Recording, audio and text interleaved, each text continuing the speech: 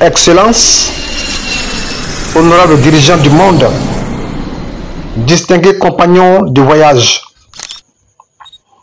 La paix selon Dieu, c'est protéger les petites nations, fondement d'une démocratie mondiale juste. Je me tiens à votre compagnie aujourd'hui avec humilité et conviction, persuadé que la parole de Dieu peut encore éclairer notre chemin commun vers la paix.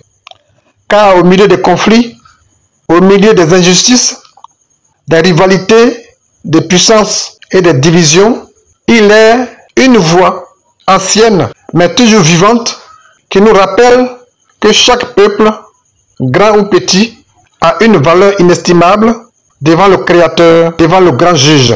Parce que toutes les nations ont été créées par Dieu et méritent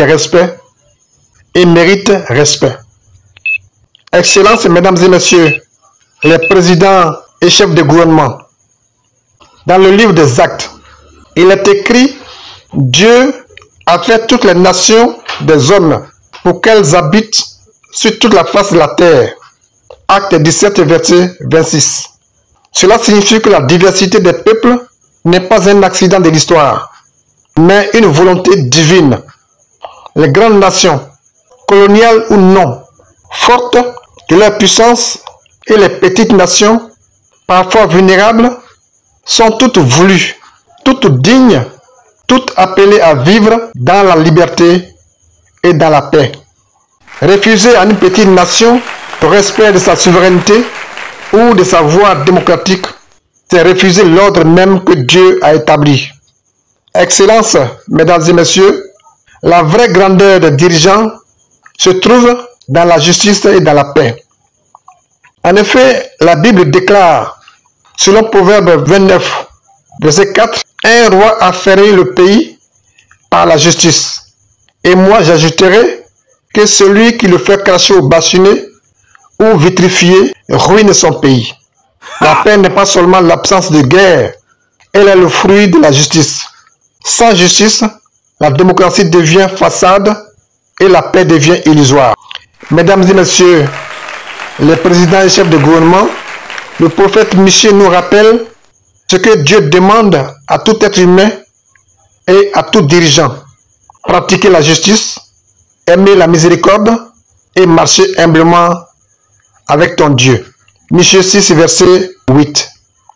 Ainsi, la grandeur des grandes puissances ne se mesure pas à leur capacité de domination, de prédation, mais à leur engagement à protéger les plus petits, à défendre les voix étouffées, à garantir une démocratie vivante et équitable, parce que les plus faibles sont indispensables à l'humanité tout entière.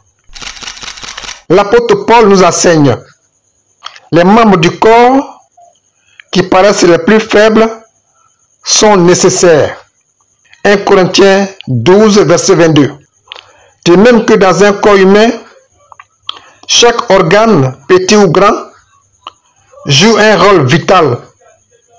Dans la communauté internationale, chaque nation, même la plus petite, est essentielle à l'équilibre du monde.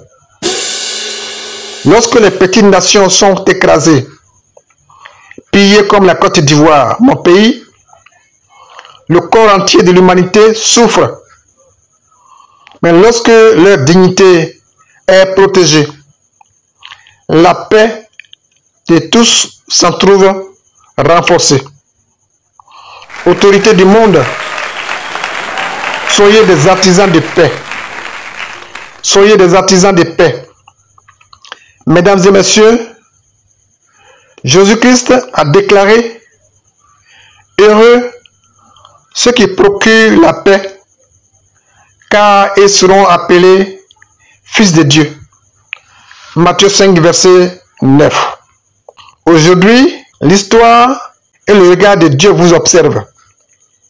La vraie gloire des nations ne réside pas dans leur puissance militaire ou économique, mais dans leur capacité à protéger les plus vulnérables, à respecter leurs lois internes, à négocier, à juste prix leurs ressources naturelles et à donner une voix aux plus petits.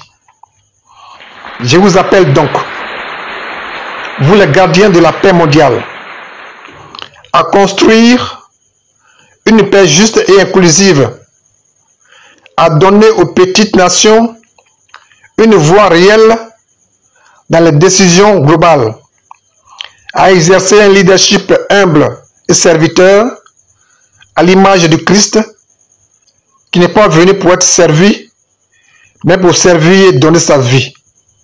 Marc 10, verset 45. Que la sagesse de Dieu éclaire vos décisions. Que la justice affermisse vos nations et que la paix règne entre tous les peuples, grands et petits. Amen. Le serviteur Germain Sevé vous salue.